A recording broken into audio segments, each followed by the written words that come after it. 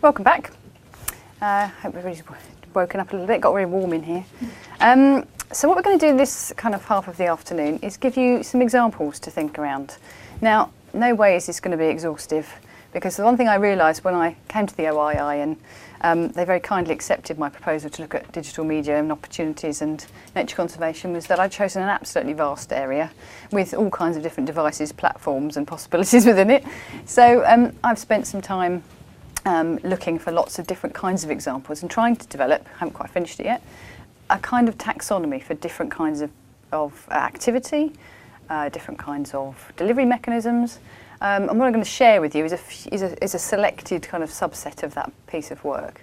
And as I say, there are a couple of areas I'm not going to venture into. I'm not going to venture into platforms, and I'm not going to venture into gaming, because, as I said, my friends and colleagues who are going to follow me are going to do that for me, for you. So I will run through some of the things that, some of the examples that I've come up with that I hope will be food for thought. And I'm not presenting them as perfect examples. I'm presenting them as things that people have tried to do to engage in users or to invite participation. And they represent a spectrum of types of things that people have experimented with. So I hope they'll be interesting. So just to start with, the other thing, of course, is that the drivers for conservationists are hugely varied. So obviously the weapons they're going to choose to achieve those things are hugely varied. So you've got everything from people who want to communicate about science and get people to participate in scientific understanding or scientific data collection, for example, all the way up to, I want you to change the behaviour around this particular issue. I want you to lobby to change a policy. There's a whole spectrum of drivers that conservationists are actually coming to this with. And as I say, the types of engagement, lots of experimentation in a very noisy and fragmented space. So you've got lots of organisations out there, tiny ones with £2.50, huge, great international global NGOs, and they're all trying different things. And in a sense, they're all competing with each other. And some are trying quite guerrilla tactics, and some are, using the weight that they have to just flood an issue across space. So a few examples of those. Platforms and devices, audiences, timing and integration. Some of them have chosen to produce very clever integrated campaigns. Others have taken one thing and one issue, and they've chosen their timing for particular reasons. Or they've had to respond to a natural event. So, if there's a natural disaster, they've suddenly had to mobilise. And there are increasing examples of, many of you may be familiar with Greenpeace's Mobilisation Lab, which is a set of tools that have been offered to people who want to work in this space or trying to work in this space that they can use to create campaigns. So just a few examples of the things I'm going to talk about in a second. Projects which are basically crowdsourcing, which are using the power of numbers to either aggregate information or to collect data or to harness the power of data. If you talk to, I think there was a symposium in Cambridge last year which gathered together a number of conservation professionals and said to them, if you could have anything in this space, what would be most valuable to you? And one of the things they all said was better data that made things much more transparent so that we can react much more swiftly to respond to a policy or a government initiative that said, we want to do this, and we could say, you can't do that, or you shouldn't do that because of this, and the data is solid. So data is a big thing for the scientific end of the spectrum. Got an example looking at how your influential friends and your social networks are vital. One very particular example from China around that one. The power of iconic species, how people try to use iconic species. Often they use an iconic species when they're trying to protect an environment, because if people fall in love with the iconic species, the habitat is saved and everything else is saved too. So, that's one way of achieving buy-in. And that direct emotional connection, trying to get people to, there's a kind of holy grail of be inspired, care, change your behaviour. And, that's what the conservation bodies are generally trying to get people to that path to move along. And it's very difficult. Those transition points are very tricky. The priming thing Alex was just talking about is very interesting, because some of them are trying priming environments and reinforcing behaviours in their campaigns. So we'll have a look at some of those. And others are doing it from a guide point of view. So some of the publishers obviously transferred immediately from their lovely field guides onto an online version. And they charge for that. Now that's very interesting, because obviously the paid for space and the expectation of free particularly in this environment, is very interesting. There's an example in here of a direct donation path, which I'll share with you. And also, a particular characteristic of the nature conservation space is the desire not to leave it just in the digital environment. And I knew this from working at the BBC, because I had a lot to do with Springwatch. And one of the things we tried very hard to do was not just say, here's the most beautiful picture from the Springwatch programme this week, or upload your picture, your Autumn Watch picture, to Flickr for us or whatever, but to get people to actually go out into nature and discover it for themselves and have a tangible result. And one of the successes of Springwatch and Autumn Watch was that some of the centres that were featured in the programmes showed increased visitor numbers as a result. So people actually did go out as a result of it. And we built a things to do database, which was searchable by postcode, so that if you were going on holiday or if you wanted something to do with that weekend, you could find out where nature activities near you were. Tried to make that very simple. So that's very important for this group, the online-offline connection. And there's an example which I'll share with you from Berkeley, in the US, where they've done some experiments with augmented reality and mobile, looking at how you actually improve integrated learning. And I'll talk about that a little bit when we get to that one. And then, of course, just to think a bit about measures and how you measure success in this space. And it's incredibly difficult to measure success in this space, but we'll talk a little bit about that as we go. So here we go, the first one. Shark fin campaigning. Now, you'll be aware that this has been an issue for the last few years.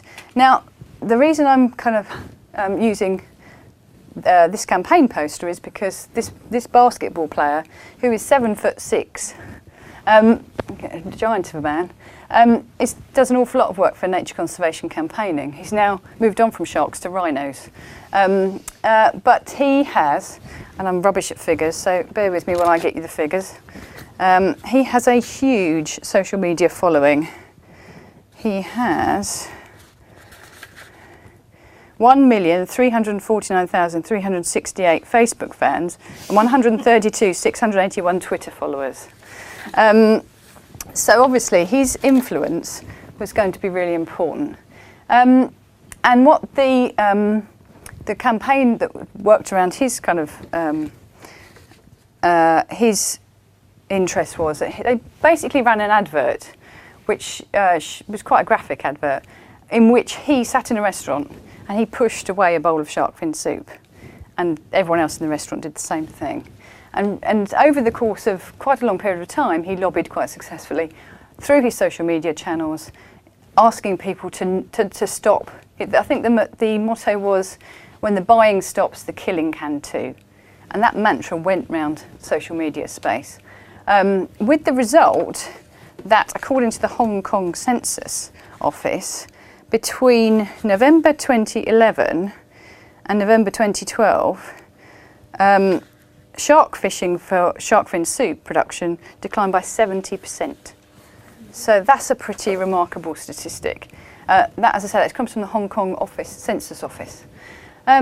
So just one example of how the power of a particularly influential individual, backed up by all of those organisations that were giving the same reinforcing message across their own platforms, and also coalescing at single points. Alex made a very good point. There's a kind of sustained effort that you need with some of these things, but they are actually points when getting somebody to act in the moment is really important. It's another example of this in a second. and getting everyone to focus on that point seems to have quite a big impact. I'm sharing this one with you. It's a particular tool, and again, it's a social thing. I don't know if have anybody heard of Amicus? It's not wildly successful yet, or it may never be wildly successful. But I'm sharing it because it's a slightly interesting take on influencing through networks of friendship. What Amicus does is you volunteer to help on a particular issue. Might be a conservation campaign, could be a political campaign. It's been used in the US on political campaigns. Is you volunteer to support an issue. And what that means is that you then offer to ring up your network and push a particular issue at your network. The idea being that it's with cold calling, people put the phone down. But if I was ringing Lucy up and I said to Lucy, actually there's this thing, what do you think? Actually, why don't we just go and do this at the weekend? Then she's more likely to do it because she has a relationship and a credit. She thinks I'm credible, hopefully. So so the success rate is far, far better than any kind of cold calling, and there are rewards for the volunteers, and they're quite small and they're just kind of credits for different things. But it's being tried quite successfully, and it did produce a small percentage higher return on the political campaigning stuff in America. So just a different way of inviting participation through very tight friendship networks. Now this one I think is quite entertaining, and I apologise because it's in Turkish. So what Greenpeace did in Turkey was they created a really interesting campaign around small fry. In the Mediterranean, fisheries are not particularly good at putting back the small fry that they catch when they're fishing, with the result, of course, that fish stocks are declining pretty rapidly, and the ocean health is not wonderful. So they're a bit cheeky, and they thought, okay, let's come up with some kind of way of it came up with a social campaign at first, and so the lovely fish here you've got. If you share this campaign, your fish gets a bit bigger. And if you do other activities, if you trade different things, your fish gets bigger and bigger and bigger, and you get rewards accordingly. So the more actively you campaign, the more reward comes back to you as an individual. But this is a really integrated campaign, and they tried all kinds of different things. And again, there's so many different things they tried. I'll just get you the list up here. Right, so they did offline promotion, so they were reinforcing banners all over Turkey. They did an actual ruler that you were given that you could take into a restaurant to measure your fish when you were sitting at the table to see what size of fish it was. They created a sex video, a celebrity sex video. I kid you not. It was not branded. They put it out on YouTube. And I should say quickly, it wasn't an actual sex video. It was playing on the double entendre of the title, with a couple in bed, and effectively that it went viral. And it turns out that the couple are talking about fish and the fish they've just had in the restaurant. And the interesting thing about that, and I offer it to you as a kind of slightly guerrilla tactic that they tried, it didn't work. They got an awful lot of viral views to the video, but the transfer to actually clicking on the campaign, joining the campaign, or doing anything for the campaign was negligible. So worth a try, but sensational and didn't really work. They had an app, and they also put out very, very tight calls to action.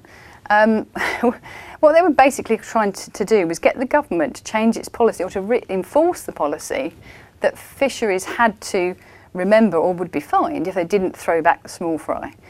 So on given dates at given times, they would get the people who they were bringing to this campaign to fax, phone up or email particular individuals in the ministry. So on any given day, some poor receptionist on a Thursday morning would be bombarded with up to 2,000 calls. And there were 1,500 people who contributed to buying ad space in national newspapers. to put whole adverts out. So they basically saturated this market, and they did achieve a big increase in dialogue and put the fisheries issue on the agenda in national government. So it was very successful. But it was a really integrated campaign of lots of reinforcing behaviour, but very, very tight and focused, as Alex was saying, a very pinpoint kind of calls to action. And as I say, really good use of social media. This is one that's quite intriguing because, as I was talking about the big NGOs with a lot of weight and power, a lot of money to spend, and they often produce a range of different apps. And this one is produced by the Virunga National Park, and they charge for it. I think it's about £3 or $4.50. It's not available in the UK. I don't know if it was and has gone away again, but it's not available in the UK. And 70% of that cost goes directly to the national park to protect gorillas. So, and what they try very hard to do, say they're not tied to a big NGO, it's just the national park and the emotional connection they were trying to build with the individuals who downloaded the app. So you get to choose which family you're going to follow, you get news from the field about that, you get live information, live updates, and obviously you get to donate more. So in addition to your initial app fee, you are invited at very regular intervals to donate to the project. My sense is, and it's actually quite difficult to get figures, it's not wildly successful. And I suspect that may simply be because awareness of it, although it did get quite a lot of press attention, it has to work quite hard for awareness to build. So it may simply be that that's the limiting factor. It may simply, or it may be the cost. And that's always the trade-off, of course, for nature conservation, is they need to fund their activities. This is a way of funding activity, and yet there's an expectation of free in this kind of area. So, so an interesting example of a different kind of strategy. And then we move on to some of the more crowdsourcing type of activities. And this is where the leaf snap is done by the Smithsonian, and it's a project which basically helps you ID trees, species across the UK and the US, but it helps them to understand and to map tree species across those territories as well. So by giving you quite a lot of support when you've got a leaf or a bit of a leaf or a particular environment, they get better data, and you get to find out what you're looking at. IBATS is interesting because it's a new project to help.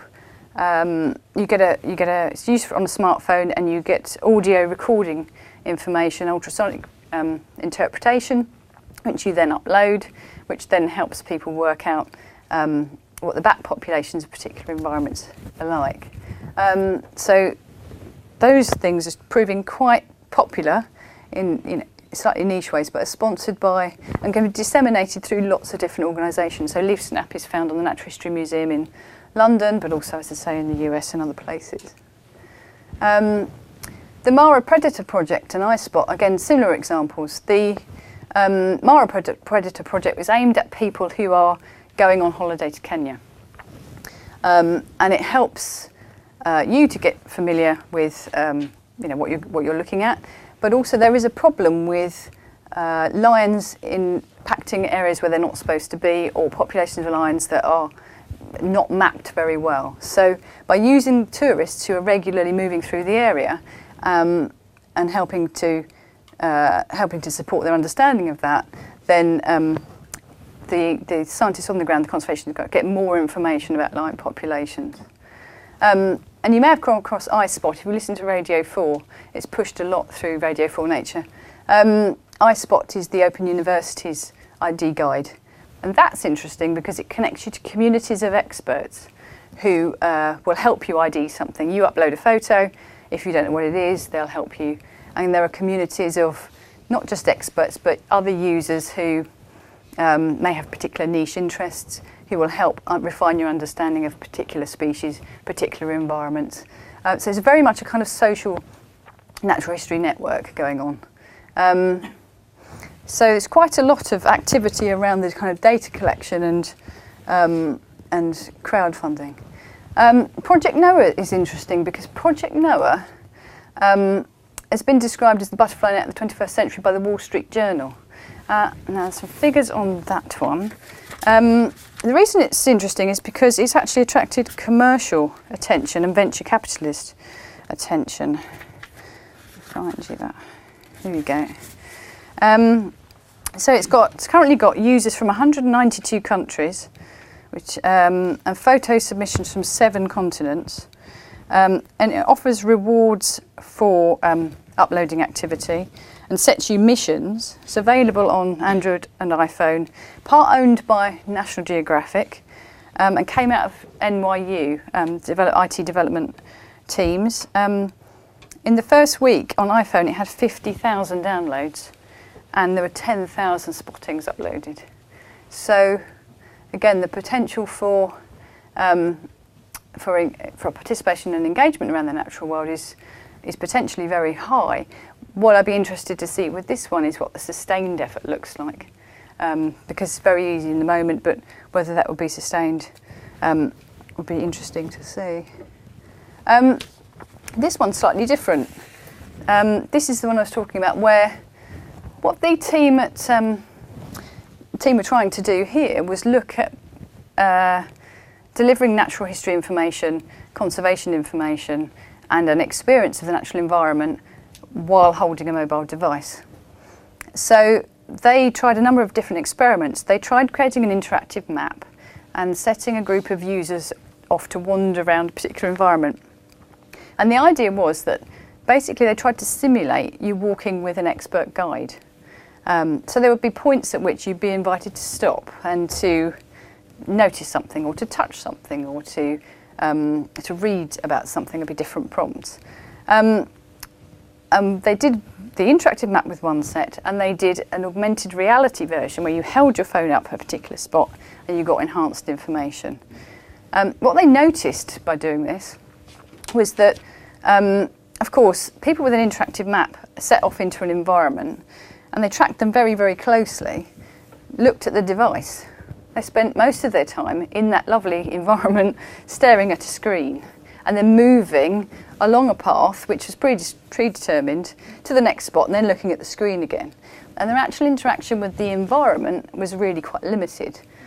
When they introduced augmented reality, which meant holding it up to something, looking about you, physically changing your posture, as well as the nature of your relationship to the thing you were looking at, there was a lot more.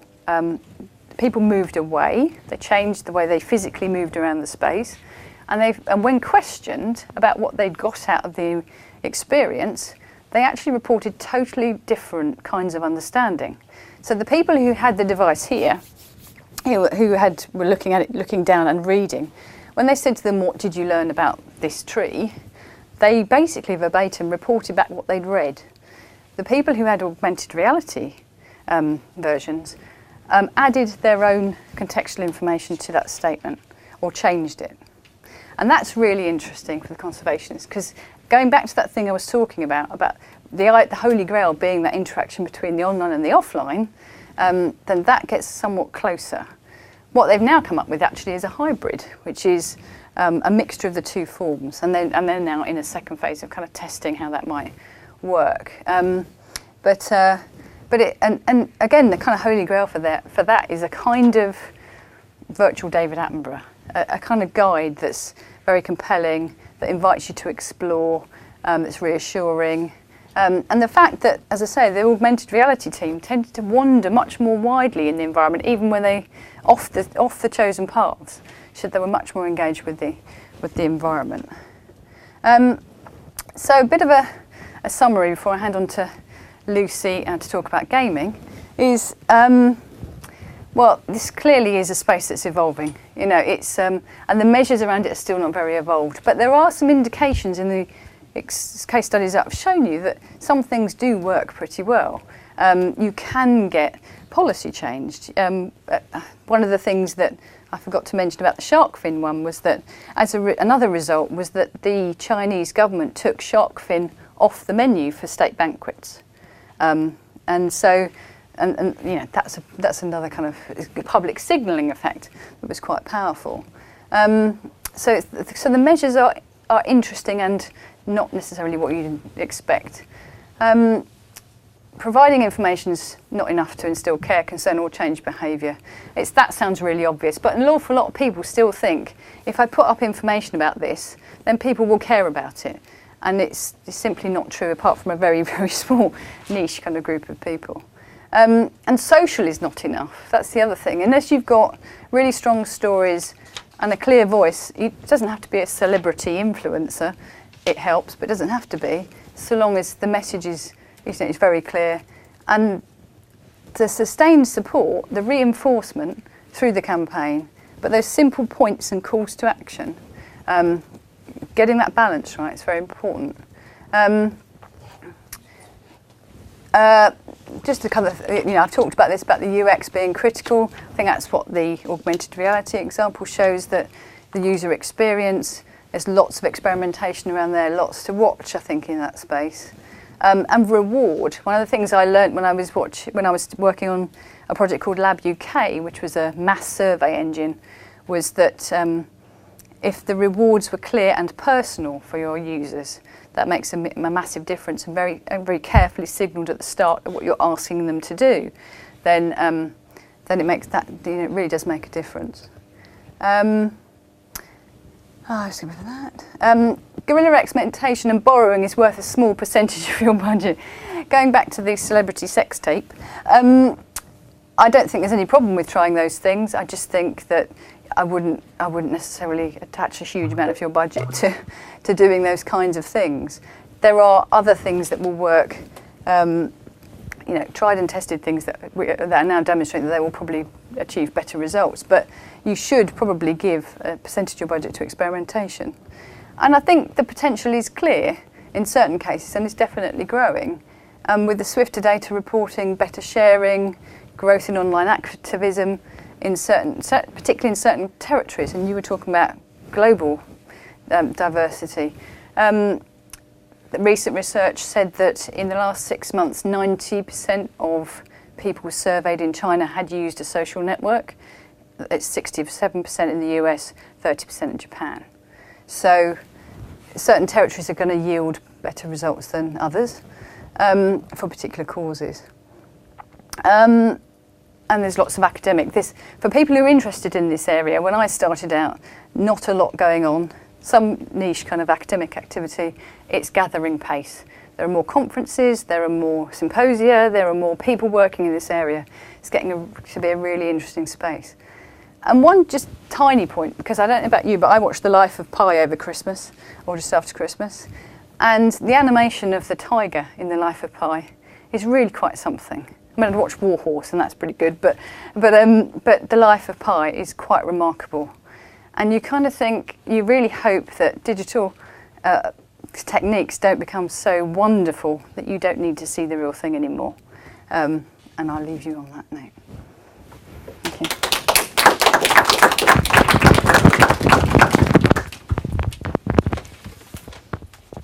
Right, Lucy, do you want to? Can I ask a question? Oh, of course you can. But one of the examples is really specific one. The phone example.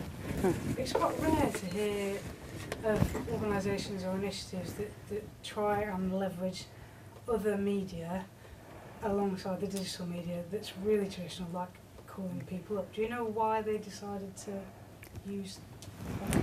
I think it was something to do with, there's quite a big piece of research on the Turkish audience. And that's, the use of fax is quite interesting in that mixture, and this isn't that long ago. So I think clearly what they thought was, actually, this is a group of people once engaged who will quite happily, if we tell them, ring up or use a fax, send a fax. I think they've read their audience very well.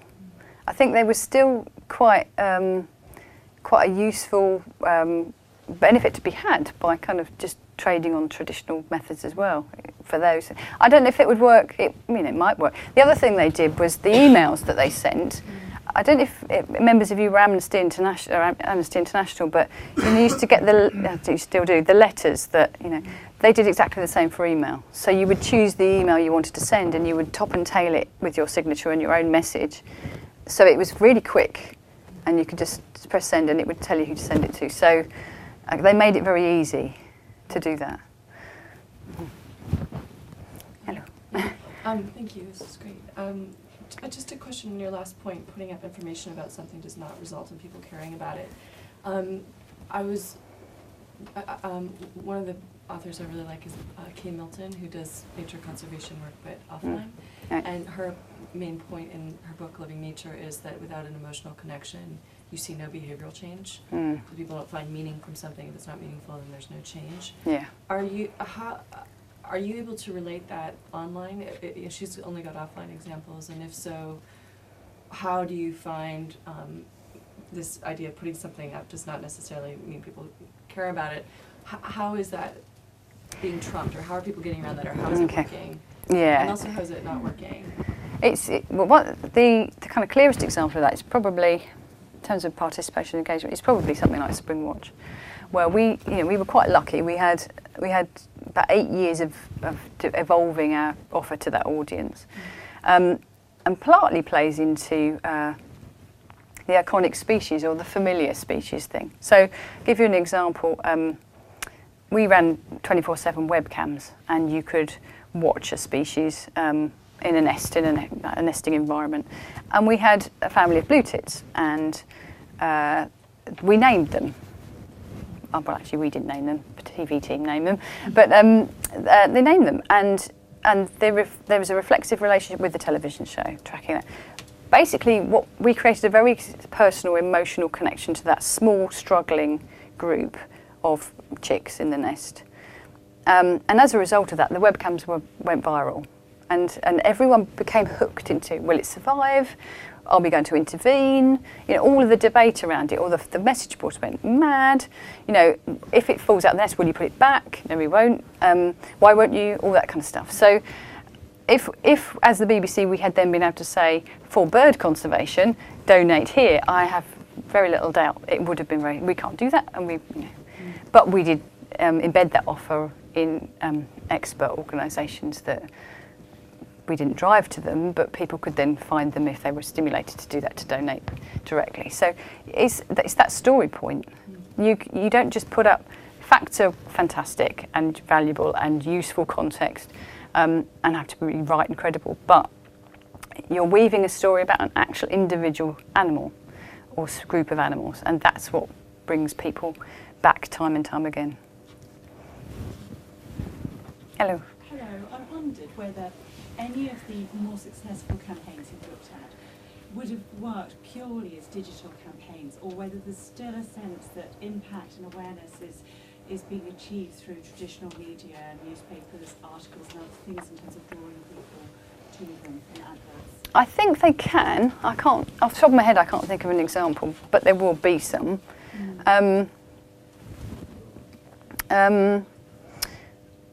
You do get unexpected consequences in different things, but I think what it does is it just reinforces the message. We are more likely to do things if other people we know are doing them, or if they are, if you get a reinforcing message. If you see the lovely basketball player was on billboards as well, so when you got the bus, you were seeing his face. It was reminding you that shark fins were on the agenda and that was a topical issue. So I think it helps. But I think it is possible to run a digital-only campaign. I just haven't got one off the top of my head.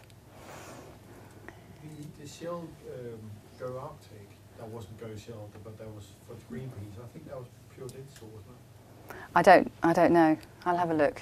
I think people often choose to do that first, and if you've got a very evolved social network and everything else, I think it can follow. Just a related question, really. Do you think, maybe for the forum really, the measurability of doing online campaigns, does that make it easier to measure this causal effect of information of campaigns such as conservation work? to in relation to the behaviour change or the attitudinal change of the audience? Well, what's interesting for me, and I don't think there's a clear answer to that, is whether if you go back, my experience in natural history is that people just don't like natural history generally, most usually. They like birds, or they worry about sharks, or they have a particular thing. So inspiring people to care about nature generally is very difficult. And that means that you have to be very focused about, you might get somebody on a bird campaign to do quite a lot. It's a point that I think you were making earlier, the music one. But you might never get them to do anything about insects. So I think translating cause and effect across different things is quite difficult. And I don't think anybody's quite cracked the measurement of it yet. Hello. I mean, thinking about that easy area, again, 60%, so it is relatively straightforward to like something. I'm wondering, I think that from a societal point of view, we're pretty good at grading effort. So I'm just wondering about in this area whether all the numbers go up. Right? So if you have 10,000 people like something, then actually that doesn't mean very much. It now needs to be 1 million. Do you see sort of influence inflation? That's a really good point. I mean, and again, it goes back to the kind of Chinese social network thing. When you've got 300 million, and you'll get a more bigger percentage of that, then I think you can get that, and I also think that it's particularly tricky in this area too, because whenever I did surveys at the BBC about nature and natural history, no one ever says they don't like animals. What kind of hard-hearted person have you got to be to tick the no box? So when you post a lovely picture, or you put up a viral video and lots and lots of people watch it and they enjoy it, or it doesn't necessarily, that can be it. That can be them sated. That's the issue with programmes like Springwatch and Frozen Planet, with participation, is that with Springwatch, people will participate because it feels local, it feels near, it feels something they're familiar with, they might see in their garden. The Frozen Planet experience, and it's an issue with second screen experimentation around those programmes, is that Frozen Planet is a sit back and immerse me thing. I'm not probably going to do much after that because that sated my experience. It was wonderful and I love it, and I'm a bit concerned now, but I'm not necessarily driven to do anything else. I might worry about it, and it ventures into possibly the environmental area and the climate change area, which is, I'm not sure how to deal with that. I won't think about it for now. So, how do you overcome that barrier? That's a long-winded answer to your question, but I think you do have to be very careful about that in particular areas, and this is one of them. Where you get a massive response, but actually no response. Nothing actually happens as a consequence. Between what you're talking about and what you're talking about at the BBC, because presumably you're interested in audience reach and you don't mind if anybody does anything. We're just in both, yeah. Okay. That's a sort of BBC metrics is a whole other story. But I think you raise a really interesting challenge about noise. So when is it just the level of commitment that it requires to just like something versus the level of commitment it would take to intensely participate? And I think it's one of those horrible and answers, isn't it? That there will be some particular issues that you're wanting to move the dial on, and to do that you only need a really small, intense, active group. Some issues you're going to need massive noise plus an intense, active group. So, Cool. Is that the lot? Okay. Right, over to Lucy.